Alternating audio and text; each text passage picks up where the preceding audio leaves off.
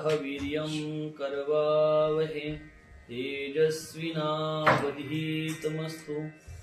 मा विद्विषावहे। ओम शांति शांति शांति। हे कृष्ण करुणा सिंधो दीनबंधो जगत्पते गोपेश गोपिका कांतं राधा कांतं नमोस्तुते। गुरुर्ब्रह्मा गुरुर्विष्णु गुरुर्देवो महेश्वरा गुरुर् साक्षात् परब्रह्म तस्मै श्री गुरवे नमः।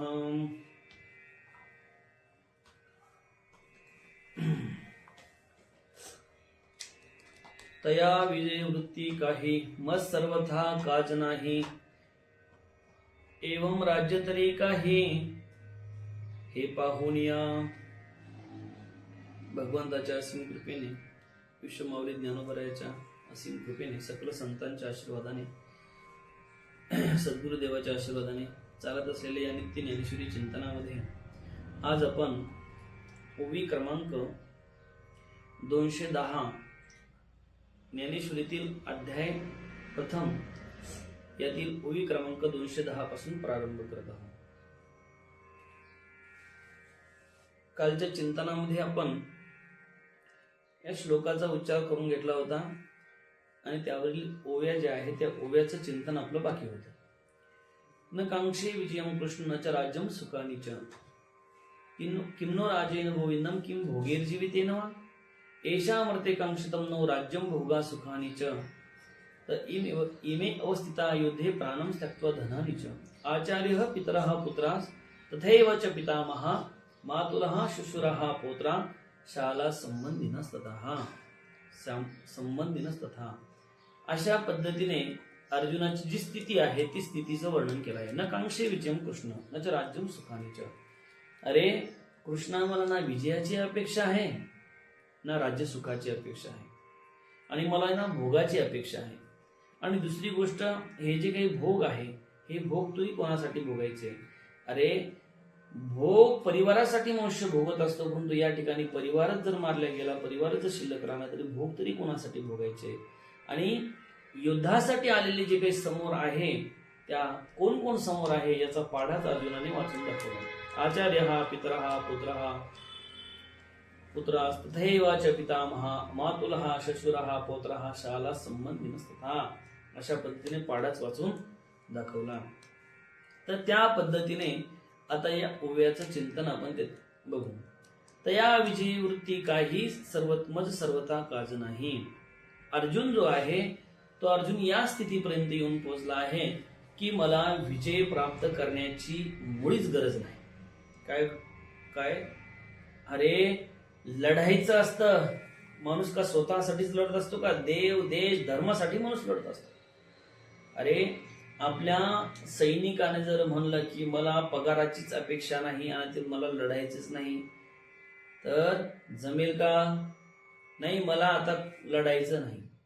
अरे बॉर्डरवरच्या सैनिकांनी जर असं ठरवलं की आम्हाला आता लढायचंच नाही, अरे आम्हीच राहिलो नाही तर मग पैसा तरी कोणासाठी कमवायचा?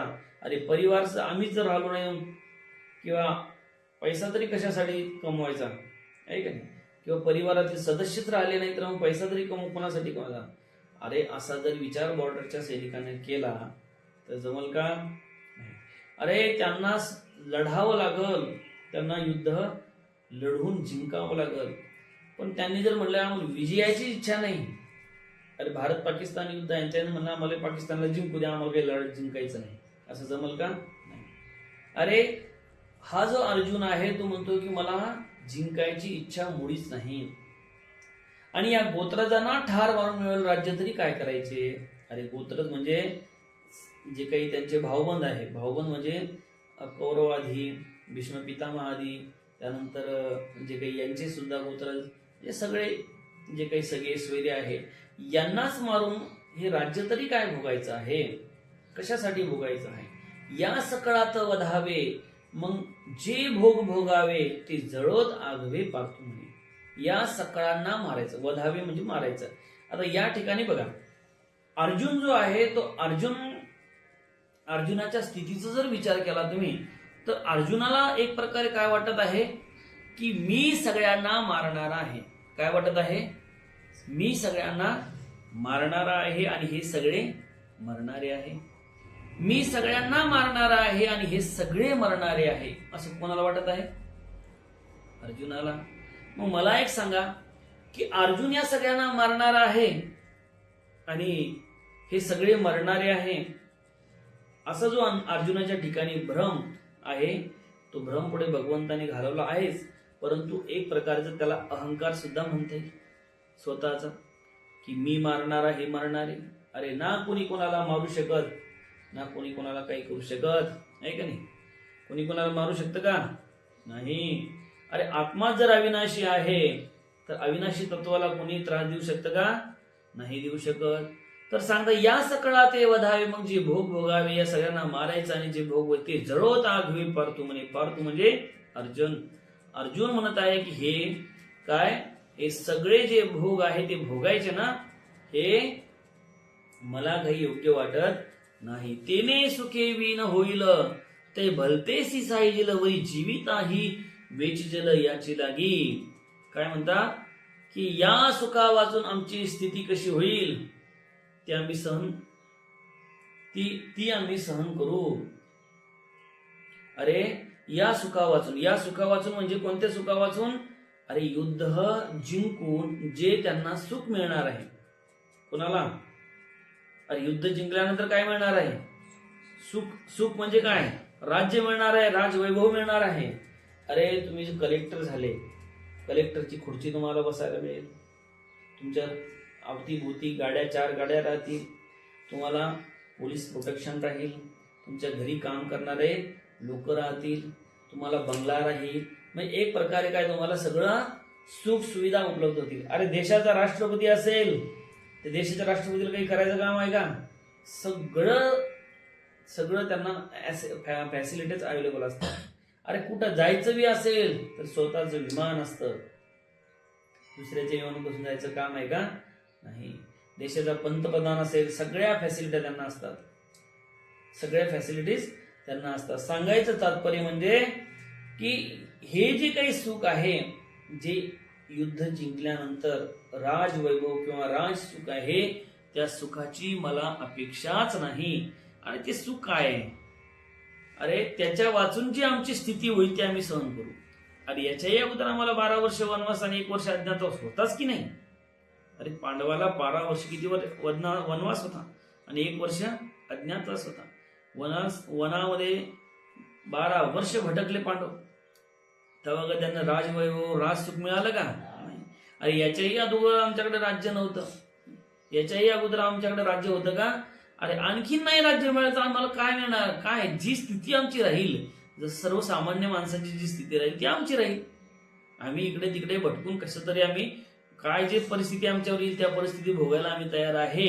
परंतु हे जे काही राजसुख आहे, या राजसुख आम्हाला याची गरज नाही आणि याकरता आमचे प्राण गेले तरी चालेल. कोण म्हणत आहे? अर्जुन. अरे अर्जुन जे सांगत आहे तो एकट्याचं मत मांडत आहे का सगळ्यांचं मत मांडत आहे? स्वतःच एकट्याच मत मांडत आहे का? त्याने बाकाच्या भावाला विचारलं होतं की नाही आपल्याला आता लढायचं नाही म्हणून, असं विचारलं होतं का? त्या बाकीचे जे काही सैनिक होते त्यांना विचारलं होतं, किंवा त्यांच्याकडून जे लढायला योद्धे त्यांना विचारलं होतं का? नाही. हे त्यांचं एकट्याचं मत आहे. पण तू एकट्याचं मत तू इतरावर थोपण्याचा प्रयत्न करत आहे. तो म्हणत आहे बाबा मला राज्य सुख नाही पाहिजेत आणि या राज्य सुखापासून आम्हाला जे काही कष्ट असेल ते कष्ट आम्ही भोगायला तयार आहे, जे काही आमच्या वाट्यावर येईल ते आम्ही भोगायला तयार आहे, पण आम्हाला हे राज्य सुख नको. आता पुन्हा आणखीन काय सांगतात ज्ञानोबर आहे बघा, परियासी घातुकी जे, मग आपण राज्य सुख भोगी जे, हे स्वप्नी ही मन माझे करू न शके. बघा आता मला सांगा, आला कुठं तो अर्जुन? रणांगणावर. कशासाठी आला? लढण्यासाठी आला. आणि त्याला सगळं माहित होतं की आपण ज्यांच्या विरोधात लढणार आहे ते काही आपले स्वकीयच आहे, परकीय नाही. आपण ज्यांच्या विरोधात लढाई लढणार आहोत ते कोण आहे? स्वकीय आहे. अरे आपण ज्यांच्या विरोधात लढाई लढणार आहे ती भीष्म पितामह आपल्या विरुद्ध बाजूला आहे. अरे आपण ज्यांच्या विरोधात लढाई लढणार आहे, ज्या द्रोणाने आपल्याला शिकवलं ते गुरु द्रोणाचार्य आपल्या विरोधात आहे. हे सगळं अर्जुनाला काय आता माहित झालं का अगोदर माहित नव्हतं? हे सगळं अगोदर माहित होतं. पण आता मात्र काय म्हणत आहे बघा, आता म्हणतात की मी यांचा घात म्हणजे यांना त्रास देणं किंवा यांचा घात करणं, की मी माझ्या स्वप्नातही असा विचार करू शकत नाही. कसा? स्वप्नातही मी असा विचार करू शकत नाही की यांना त्रास होईल किंवा यांचा घात करावा आणि आपण राज्य सुख भोगावं.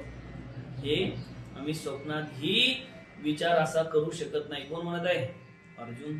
अरे मग बाबा घरून आला त्यावेळेस कोणी सांगितलं तुला की घरी सांगायचं असतं की समोर लढणारे द्रोणाचार्य आहे ज्यांनी मला शिकवलं. अरे समोर लढे भीष्म पितामह आहे ज्यांनी मला अंग खांद्यावर खेळवलं. अरे समोर लढणारे कोण आहे? माझे चुलत भाऊ आहे कौरव, जे आमचे सख्खे चुलत भाऊ आहे. अरे समोर लढणारे, हे सगळं घरीच विचार करायचा असता ना अर्जुनानं. कशाला एवढा सगळा युद्धाचा तांडाव तयार केला, सगळा युद्ध कुरुक्षेत्रावर आले लढण्यासाठी, बाकीच्याचाही टाइमपास केला. घरीच सांगायचं असतं की आम्हाला हे राज्य सुख पाहिजेत नाही, आम्हाला लढायचं नाही. मग घरून तर फार उतावीळ झाला होता. सुरुवातीलाच म्हणला सेनयोर उभयोर मध्ये स्थापित्वा रथोत्तम. काय म्हणला? सेनयोर उभयोर मध्ये रथम स्थापय मेच्युत. हे देवा की दोन्ही सेनेच्या मध्यभागी माझा रथ नेऊन घाल. कोण म्हणाला? अर्जुन. तो तर फार व्याकुळता त्यावेळेस त्याला लागली होती की मला पाहायचंय माझ्या समोर कोण कोण योद्धे आले आहे, दुर्बुद्धी अशा दुर्योधनाकडून कोण कोण असे राजे आले आहे की जे स्वतःचा प्राणाचा त्याग करण्यासाठी आले आहे. हे तर मोठ्या आवेशानं बोलत होता आतापर्यंत, आणि आता लगेच मन बदलला. आता म्हणतो मी स्वप्नात बी यांना मारायचा विचार करू शकत नाही. आता पुन्हा तो त्याची जी काही भूमिका आहे ती भूमिका पटवून देण्याचा प्रयत्न करत आहे. तो म्हणत आहे तरी आम्ही का जन्मावे. काय म्हणत आहे? आम्ही का जन्मावे कवना लागी जियावे, जरी वडिला या चिंतावे विरुद्ध म्हणे. अरे आम्ही का जन्मावे, का जन्मावं म्हणजे असं म्हणतात की जर या वडील मंडळीचं अहित आम्ही मनात चिंतलं तर आमच्या जन्माला येऊन तरी काय उपयोग, कोणासाठी जगावं. आणि वडील मंडळी जी आहे त्या वडील मंडळीच काय करायचं? अहित करायचं आहे, सगळ्या स्वैर्याच अहित करायचं आहे. जन्माला येऊन आमचा काही फायदा आहे का? अरे माणूस पुण्य कर्म करतो केवळ स्वतःसाठीच नाही करत, तर त्याचा कुलाचा उद्धार व्हावा याच्यासाठी सुद्धा करत असतो. काय करत असतो? कुलाचा उद्धार व्हावा म्हणून. भगीरथाने गंगा जी आणली ती काही स्वतःसाठीच नाही आणली, त्यांचा जे काही सगळे जे काही कुल आहे त्या कुलाचा उद्धार व्हावा, आहे का नाही. जे सगरपुत्र आहे त्या सगरपुत्राचा उद्धार व्हावा. नंतर भगीरथाने त्याच्यासाठी तपश्चर्या केली, गंगा खाली आणि त्याचा सगळ्याचा उद्धार करून घेतला. म्हणून केवळ काही स्वतःच्या मुलासाठी स्वतःसाठीच काही म्हणून सगळं करत नसतो, तर आपल्या कुळासाठी सुद्धा तो करत असतो, आपल्या वडीलधारी मंडळीसाठी तो करत असतो. आता पुन्हा बघा काय म्हणतात, पुत्राती इच्छी कुळ तयाचे काय हेची फळ, जी निर्दाळी जे केवळ गोत्रापुले. अरे पुत्राती इच्छी कुळ, अरे घरात पुत्राचा जन्म व्हावा याच्यासाठी सगळे काय करतात? इच्छा करतात की नाही. आणि पुत्र झाल्यानंतर काय करता तुम्ही? काय करता? पेढे वाटता, साखर वाटता, आहे का नाही. गावामध्ये पूर्ण ठिकाणी पेढे वाटा, साखर वाटा, आनंद साजरा करतात. पुत्र झाला काही आता नवीन मोबाईल आले, आता मोबाईलवर काय त्याला स्टेटस ठेवता, सगळे कॉंग्रॅच्युलेशन. पुत्र झाल्याबद्दल अभिनंदनाचा वर्षाव करतात. असंच ना. आता पेढे वाटायचं सोडा, पण सगळं मोबाईलवरून कॉंग्रॅच्युलेशन बोथ यू, आहे का नाही. अशा पद्धतीने सगळ्यांचं अभिनंदन करण्याचा तुम्ही प्रयत्न करता. म्हणजे सगळ्यांची इच्छा काय असते की कुळामध्ये काय व्हावा? पुत्र व्हावा. पुत्राती इच्छी कुळ. अरे पुत्र व्हावा ही सगळ्यांची इच्छा असते, पण ते तयाची काय हेची फळ आणि त्याचं काय हेच फळ आहे का त्यांना मारा म्हणून. अरे आपल्याकडं तुम्हाला सांगितलं नाही का, 1-1.5 महिन्यापूर्वीची गोष्ट असेल, सावरगाव डोकरी येथे अरे मुलाने आई वडिलांना दोघांनाही मारून टाकलं. काय केलं? आई वडिलांना काहीतरी धनासाठी म्हणून धनासाठी काय केलं? आई वडील आणि दोघांना मारून टाकलं. कोणाला मारून टाकलं? अरे धन ही गोष्ट अशी आहे, कशी आहे की धन गोष्ट अशी आहे की धनाची जी अपेक्षा आहे, धनासाठी कोणी काही करू शकतं. आहे का नाही? तुम्हाला सांगू का धनाच्या विषयी एक उदाहरण? बघा, एक स्त्री असते, तिचा पती लवकर मरतो आणि तिला 2 लहान बालकं असतात. ती स्त्री काय करते की शेतामध्ये मजुरी करून दोन्ही बालकांना पोसते. त्यातला एक मोठा मुलगा असतो, तो मोठा मुलगा थोडा मोठा असतो, शेतात काम वगैरे करतो. आई जी असते, लहान मुलगा जो असतो तो शाळेमध्ये जातो.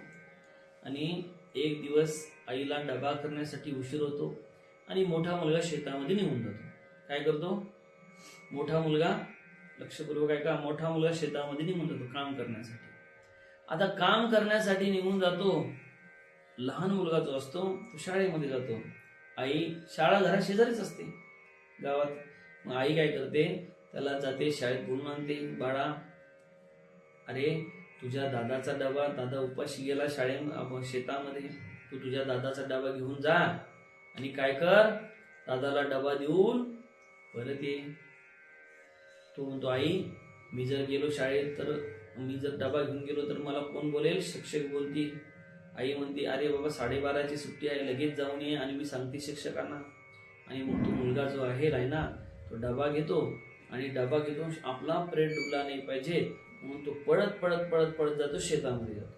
आणि शेतामध्ये पळत जातो आणि शेतामध्ये पळत गेल्यानंतर दादा असतो थोडा लांब असतो आणि मग तिथे आंब्याचं झाड असतं. परंतु इकडे काय होतं, योगायोगानं तो नागर हाणत असतो. आणि नागर हाणत असताना, पूर्वीचे नागर हाणत असताना त्याला काय लागतं, तर एक सोन्याचा हंडा सापडतो. काय सापडतो? सोन्याचा हंडा सापडतो. आणि सोन्याचा हंडा सापडल्यानंतर तो सोन्याचा हंडा तो पाहतो, काढतो, त्याला आनंद होतो. काय होतो? आनंद होतो. तेवढ्यामध्ये त्याचा भाऊ येतो आणि त्याचा भाऊ काय करतो, डबा आणतो, डबा झाडाखाली ठेवतो. काय करतो? डबा झाडाखाली ठेवतो आणि मोठ्या नारळी म्हणतो, दादा अरे डबा आणला रे. आता याच्या डोक्यामध्ये म्हणतात की जसं आहे की चोराच्या मनात चांदणं, अशी म्हण आहे ना, बरोबर आहे का? चोराच्या मनात चांदणं. अरे ह्यो म्हणतो की दादा डबा आणला रे, आणि ह्यो ऐकतो, दादा मी पाहिलं रे. आणि याला असं वाटतं कोणी पाहिलं का? हा तर घाबरून जायला असतो, कोणी हे धनाचा हंडा पाहिला का, धनाचा हंडा पाहिला का, धनाचा हंडा पाहिला का, धनाचा हंडा पाहिला का, धनाचा हंडा पाहिला का. आणि नेमकं हे म्हणतो, दादा डबा ठेवला रे, असं म्हणतो. ते म्हणतो, हे दादा मी डबा पाहिला रे, असं त्याच्या कानावर जातं. डबा म्हणजे तो हंडा. तर असं त्याच्या कानावर गेल्यानंतर तो घाबरून जातो. त्याला वाटलं की तो काय करतो, शाळेत जायच्या आशेनं पळत सुटतो. काय करतो? पळत सुटतो. शाळेत आपण गेलो. याला असं वाटतं की हा आपला भाऊ काय करल सगळ्या गावामध्ये चर्चा करेल, हे धन सुद्धा आपल्या हातून निघून जाईल. म्हणून तो काय करतो, याला 100% असं वाटतं की यानं पाहिलं आणि हा आता सगळ्या गावामध्ये सांगणार आहे. म्हणून आता लहान भाऊ, मग याला असं वाटलं सांगेल म्हणून काय करतो, हा त्याच्या दुपटीनं पळतो आणि त्याला पकडतो. आणि तो थांबत नाही म्हणून काय करतो, त्याला एक काठी म्हणा किंवा काहीतरी मारतो आणि तो जाग्यावर पडून मृत्युमुखी पडतो. कोण?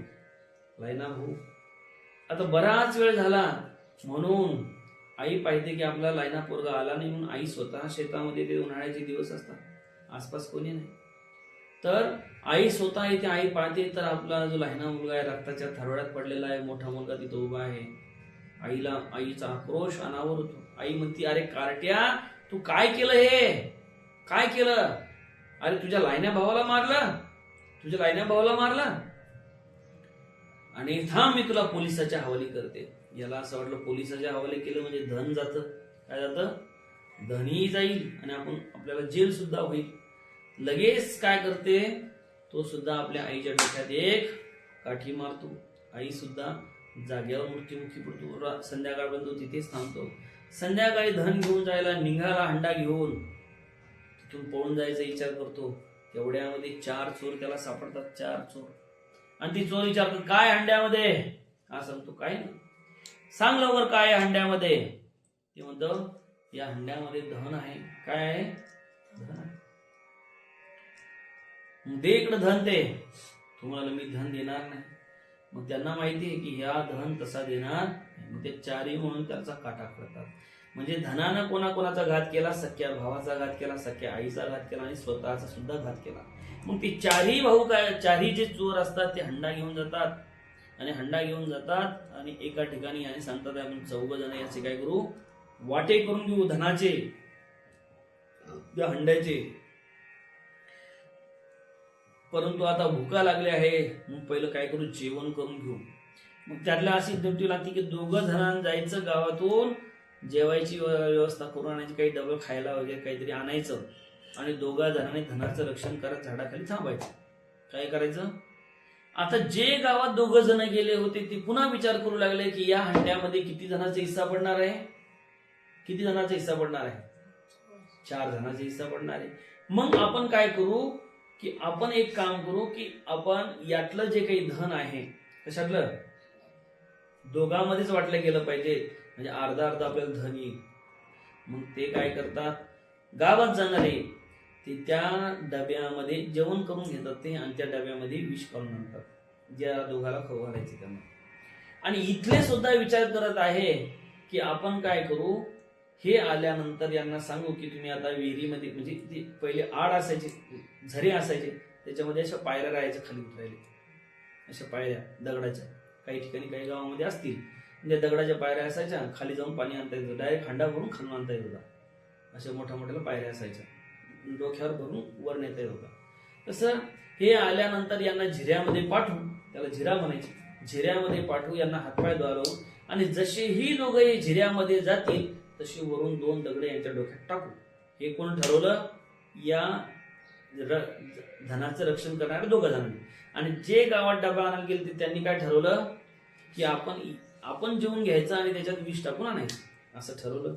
आता जे गावात गेले त्यांनी त्यात जेवून घेतलं आणि त्यात विष टाकून आणलं. आणि हे आल्यानंतर त्यांनी सांगितलं की आता तुम्ही हातपाय वगैरे धुवून घ्या आणि आम्ही जेवण करतो आणि नंतर आपण सोबत जेवू. आता ते बिचारे हातपाय धुवायसाठी, पाणी आणायसाठी आत गेले.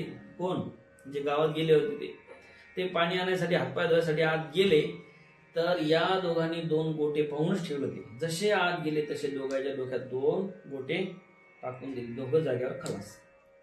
कोणते, जे डबा आणणारे ते. आता यांनी विचार केला की आता बरं झालं, हे 2 गेले, संपले. आता त्या चोराने विचार केला आपण 2च राहिलो, 2घांचं याच्यामध्ये वाटा होईल. आपल्याला आयुष्यभर आता चोरी करायचं काम आहे का, एवढं धन आपल्याला सापडलं, चोरी करायचं काम नाही. मग आता फक्त आता काय करू, आता जेवण करू आणि मग धनाचं वाटप करू. काय करू, मग त्यांनी जेवण केले पोटभर. त्या जेवणामध्ये काय खाल्लेलं होतं, विष. अरे ते 2घही मरून पडले आणि धन जाग्यावर राहिलं, हे का नाही. म्हणून म्हणतात ना, धन कोणाचं आहे, धन हे कुबेराचे, तेथे मनुष्याचे काय आहे. धन कोणाचं आहे, कुबेराचं आहे, त्याच्यावर आपला अधिकार नाही. अरे आपण जन्माला आलो होतो त्या दिवशी काही धन आणलं नव्हतं, आणि जाणार आहे त्या दिवशी काही धन मिळणार नाही. म्हणून सांगायचं, या धनाचा न धरी भरवसा, या धनाचा भरवसा धरू नका. धन तर बदलणार आहे, धन याच्याकडून त्याच्याकडे जाणार आहे. म्हणून हे जे काही सांगतात की आता या ठिकाणी आपला विषय कशावर निघला की पुत्रात इच्छी कुळ तयाची काय ह्याची फळं. अरे पुत्रात काय, पुत्राने आपल्या आई बापाला मारावं, आपल्या पुत्राजांना मारावं, याच्यासाठी काय पुत्र जन्माला घालतात का. अरे मारलंच काय सावरका डुकरीमध्ये आई वडिलांना दोघांना. अशा किती घटना घडतात, भाऊ भावाचा खून करतो, आई वडिलाचा खून केला जातो, अशा सारख्या गोष्टी आपल्या कानावर. भाऊ बहिणीचा खून करतो, आई वडील मुलीचा खून करतात, मुलाचा खून करतात.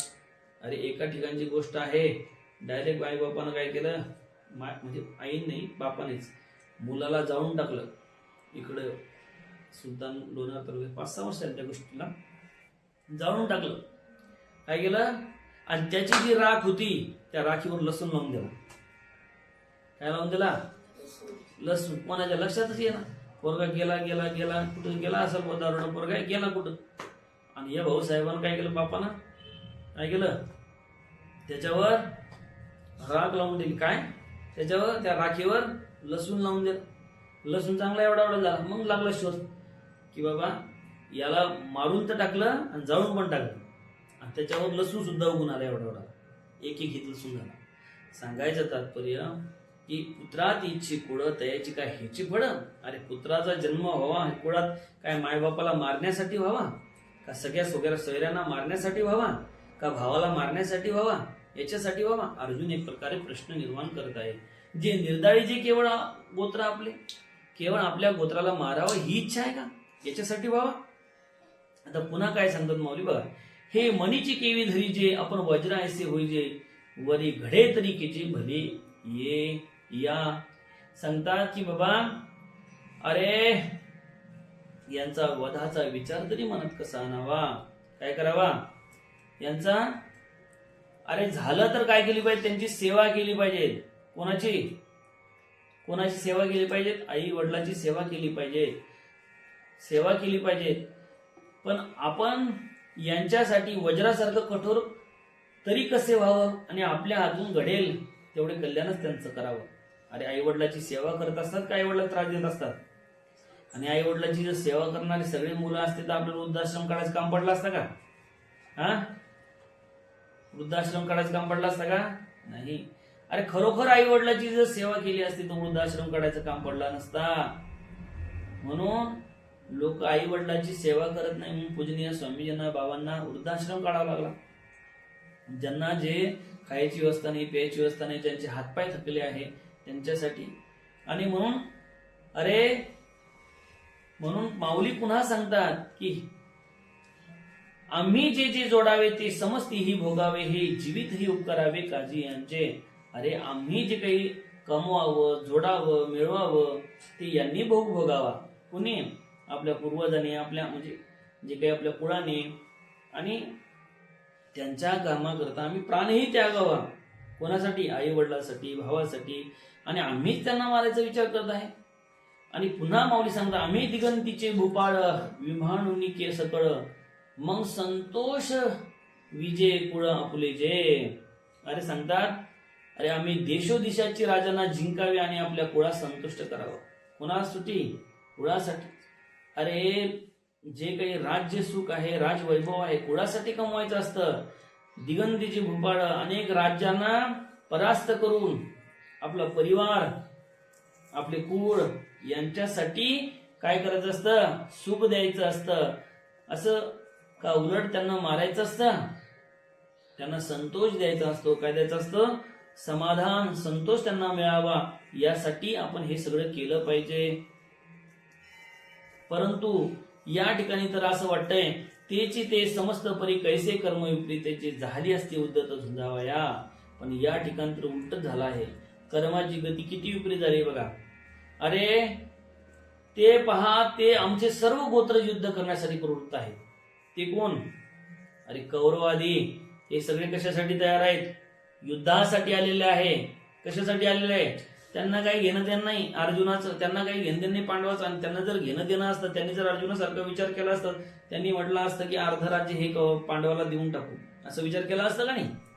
अरे तवाच म्हणलं मग युद्ध झालं असतं का. अरे भगवंत तर अर्ध राज्य नाही 5 गावं मागितले फक्त. किती गावं 5 पांडवांना 5 गावं देऊन टाका आणि त्याचा जो कर येईल त्याच्यावर हे जीवन जगतील असं भगवंताने कौरवांना सांगितलं. पण त्यांनी सांगितलं की बाबा सुईच्या टोकावर मावेल एवढं सुद्धा राज्य आम्ही युद्धाशिवाय देणार नाही असं सांगणारा कोण दुर्योधन आधी. अरे दुर्योधन सुईच्या टोकावर मावेल एवढं सुईचं टोक एवढं सगळं असतं त्याच्या टोकावर मावेल एवढं सुद्धा राज्य आम्ही युद्धाशिवाय देणार विना युद्धेच केशव युद्धाशिवाय देणार नाही असं म्हणणारा कोण आहे दुर्योधन आहे. आणि दुर्योधनाच्या मनात या पांडवाच्या प्रती काही स्नेह नाही काही प्रेम नाही काही नाही. प्रेम फक्त या अर्जुनाच्याच मनात निर्माण झाला आहे. आणि तो म्हणत आहे बघा कर्माची गती कशी आहे. ते सगळे या ठिकाणी लढण्यासाठी प्रवृत्त झाले आहे लढण्यासाठी आले आहे सगळे लढायसाठी आले आहे. आता जे अंतु ये कुमरे सांडुनिया भांडारे शस्त्रांनी जिवारे आरोपुनी. काय जे अंतुया कुमरे. अरे बायका मुले सर्व संपत्ती सोडून तलवारीच्या धारेवर प्राण ठेवून युद्धासाठी तयार झाले आहेत. कोण ते सुद्धा ते म्हणजे कोण कौरव. अरे ते लढण्यासाठी आले आहे बायका मुले सगळ्यांना संपत्ती सगळं घरी सोडून किंवा कौरवाच्या बाजूने लढणारे राजे सुद्धा त्यांच्या सुद्धा बायका मुले सगळं परिवार सगळं धन संपत्ती सोडून ते काय झाले आहे लढण्यासाठी या ठिकाणी आले आहे. आता एक ओवी घेऊन टाकू शेवटची आणि नंतर पुढच्या ओव्या उद्याच्या चिंतनामध्ये. ऐसियात कैसीने मारू कवनावरी शस्त्र धरू निज हृदया करू घातू केवी. अरे आशांना मी कशा पद्धतीने मारणार आहे देवा. एक प्रकार देवाला म्हणत आहे कोणावर शस्त्राचा प्रहार करू. आम्ही सरी एकाच कुळातील आहे आणि एकाच कुळातील असेल. अरे जसा स्वतःच्या हृदयाचा घात कोणी करू शकत नाही तसा या ठिकाणी मी त्यांच्यावर शस्त्र धरू शकत नाही. अशा पद्धतीने अर्जुनाने ठामपणे भगवंताला काय सांगितलं की आम्ही आता लढू शकत नाही. लढणं हा आमचा स्वभाव नाही. आता आमचा लढाईचा विषय संपला आहे. आम्हाला राज्य पाहिजेत नाही. न कांक्षे विजम कृष्ण राज्यम सुखानेच. सगळं मला काहीच नको. मी पुढे सांगणार आहे तो मी जंगलामध्ये जाईल गिरकंदर खाईल हे करेल ते करेल मी संन्यासी पण होईल असंही बोलणार आहे. तर सांगायचं तात्पर्य अशा पद्धतीने आजचं जे चिंतन आहे आपल्याला इथंच थांबवायचं आहे. माऊलीच्या चरणी आजचं हे चिंतन अर्पण करू. गोपाल कृष्ण भगवान की जय. श्री गुरुदेव भगवान की जय. ओम पूर्णमदः पूर्णमिदं पूर्णात् पूर्णमुदच्यते पूर्णस्य पूर्णमादाय पूर्णमेवावशिष्यते. ओम शांती शांती शांती.